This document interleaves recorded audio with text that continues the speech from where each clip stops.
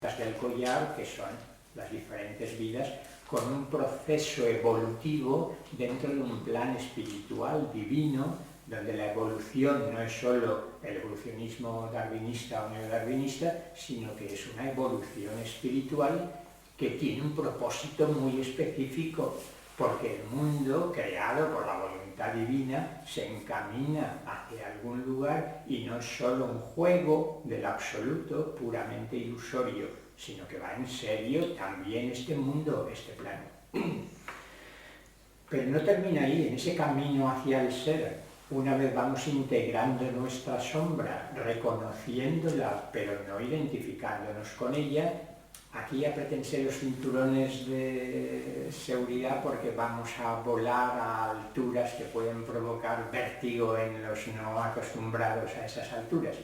Pero si Aurobindo dice, bueno, yo estoy dando por supuesto, o me inclino a creer que, como él decía, está hablando fundamentalmente a partir de experiencias espirituales muy profundas y no simplemente como un filósofo racionalista o empirista occidental construyendo teorías para explicar el mundo. Entonces dice, bueno, resulta que este ser álmico, esta alma individual, es algo así como la proyección en el mundo de la manifestación de mi verdadera individualidad espiritual. A mí me gusta llamarlo identidad monádica o espiritual individual. Si lo anterior era el alma individual, ahora, si Aurobindo dice, existe también la dimensión espiritual individual, que está fuera de la manifestación. Aquí vienen las alturas que decía que pueden provocar vértigo. Y nuestro maestro Platón decía, el tiempo es la imagen móvil de la eternidad.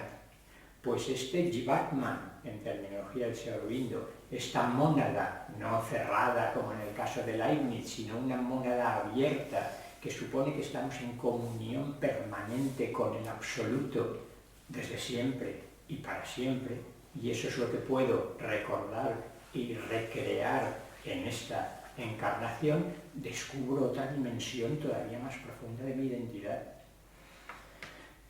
Dos dimensiones más. Algunos recordaréis o conoceréis un libro de un psiquiatra canadiense, Richard Bucke, que lo tituló Conciencia Cósmica. Y después, en muchas experiencias transpersonales, por ejemplo, Stanislav Grof recoge los testimonios de bastantes personas que han tenido esa experiencia de lo que llamaron conciencia cósmica, conciencia universal, como siendo mi identidad más profunda. Si Aurobindo diría, es posible una expansión de conciencia tan importante que descubro que lo que podemos llamar conciencia cósmica, respecto de la cual el cosmos, si queréis, si nos mareamos, lo reducimos al planeta, conciencia planetaria, y el planeta es el cuerpo físico de expresión de esa gran conciencia planetaria. Pues a nivel cósmico lo mismo. La conciencia divina que lleva el universo en su seno es parte de esa identidad más profunda. Voy terminando, que sé que nos vamos un poco, que me voy por las nubes. Nos queda la realidad última. Si Aurobindo se sigue queriendo y reconociendo como no dualista. ¿Pero qué significa esto en él? Significa que la dimensión última de mi propia identidad es esta conciencia infinita, absoluta, trascendente. Miremoslo desde arriba. Dios, si se quiere, lo divino, Brahman o para Brahman, el Purushottama, el ser único, se permite el lujo de expresarse en una multitud infinita o indefinida de centros de conciencia, con muchos rostros distintos. Cada uno de nosotros es un rostro, un fractal, podríamos decir hoy. La Bhagavad Gita dice, con un fragmento eterno de mí mismo me manifiesto como un ser viviente en el mundo físico. Pues bien, de esta manera es la realidad única, el único ser conciencia sigue siendo muy impersonal. Es un ser, el espíritu absoluto, lo divino, es no solo uno, sino también múltiple. Es no solo eterno, sino también temporal en un discurrir en el tiempo. Es sin forma, pero también se permite el lujo de tener muchas formas distintas. Por tanto, tendríamos este enorme descubrimiento de dimensiones cada vez más profundas, más amplias y más elevadas de nuestra propia identidad. Que obviamente, y voy terminando, solo es posible recuperar la conciencia de ello cuando la sombra está siendo integrada.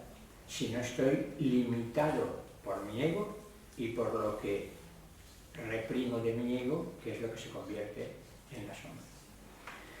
Solo por señalar el camino, pero creo que ya se estará cumpliendo el tiempo, Sri Aurobindo propone concretamente lo que llama una triple transformación, que sería, pero quedará para otro momento explicarlo, la transformación anímica, la transformación espiritual y la transformación supramental.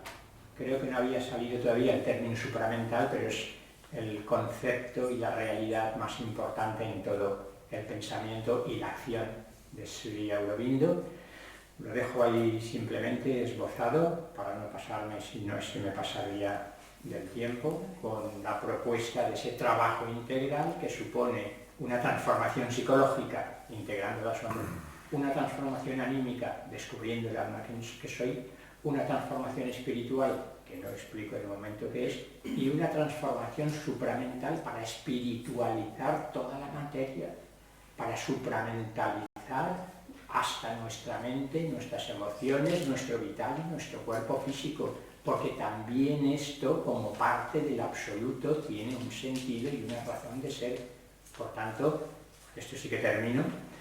Sri Aurobindo solía decir, mi yoga empieza allí donde terminan los otros yogas. ¿Qué significa esto?